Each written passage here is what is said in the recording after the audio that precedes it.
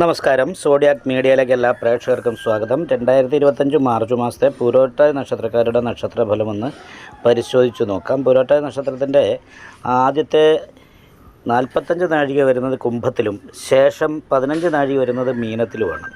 അപ്പോൾ കുംഭക്കൂറുകാരെ സംബന്ധിച്ച് ശനി സ്വക്ഷേത്ര ബലവാനായിട്ട് ചന്ദ്രലഗ്നാധിപതിയായിരിക്കുന്ന ശനി നിൽക്കുന്നത് കാരണം കൊണ്ട് ലഗ്നാധിപതി ബലവാനാണ്. 4ാം ഭാവത്തിൽ ചാരവശാൽ വ്യാഴം സഞ്ചരിക്കുന്നത് കാരണം ദൈവാധീനക്കുറവ് ചെറുതായിട്ടുണ്ട്. അതേപോലെ തന്നെ കണ്ടകശനിയുടെ ചെറിയൊരു ദോഷമുണ്ട്.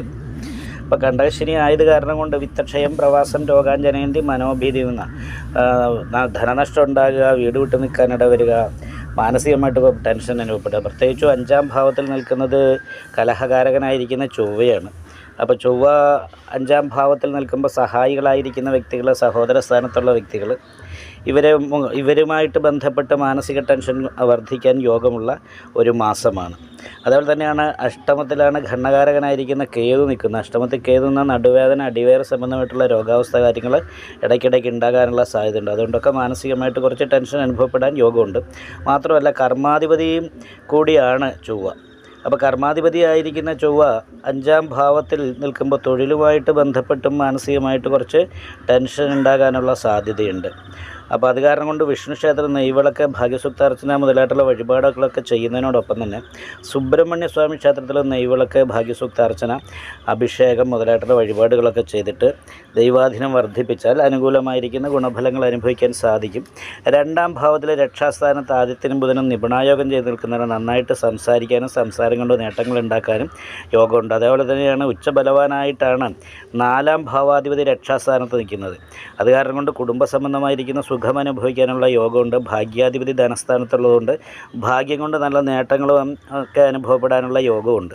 എന്നാലും രാഹുഗതികളുടെ ഒരു ബന്ധനാവസ്ഥ 2ാം ഭാവത്തിലുള്ളത് കൊണ്ട് ചില സമയത്ത് സാമ്പത്തികമായിരിക്കുന്ന ഞെരുക്കം പോലെയുള്ള കാര്യങ്ങൾ ഉണ്ടാകാനുള്ള സാധ്യതയുണ്ട്. അത് പ്രത്യേകമായിട്ട് ശ്രദ്ധിക്കണം. നന്നായിട്ട് സംസാരിക്കാനും സംസാരം കൊണ്ട് നേട്ടങ്ങൾ ഉണ്ടാക്കാനും കഴിയുന്ന ഒരു സമയമാണെങ്കിൽ പോലും സാമ്പത്തിക ഞെരുക്കം പോലെയുള്ള കാര്യങ്ങൾ, എടുത്തിയാടിയുള്ള സംസാരം കൊണ്ടുള്ള പ്രശ്നങ്ങൾ, ഇങ്ങനെയുള്ള കുറച്ച് പ്രതിസന്ധികൾ അനുഭവിക്കാനും യോഗമുണ്ട്. അപ്പോൾ നന്നായിട്ട് പ്രാർത്ഥിക്കുകയും അതേപോലെ തന്നെ നല്ല വഴിപാടുകൾ ചെയ്യുകയും ചെയ്യണം.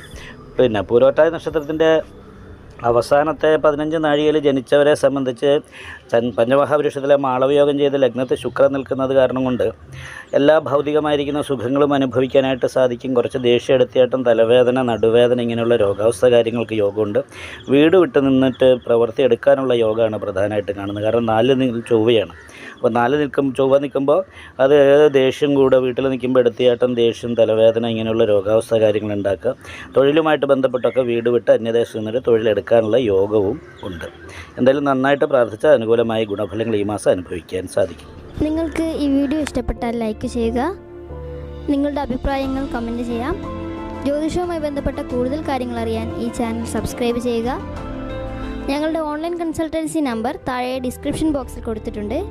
ആവശ്യമുള്ളവർക്ക് കോൺടാക്റ്റ് ചെയ്യാവുന്നതാണ്.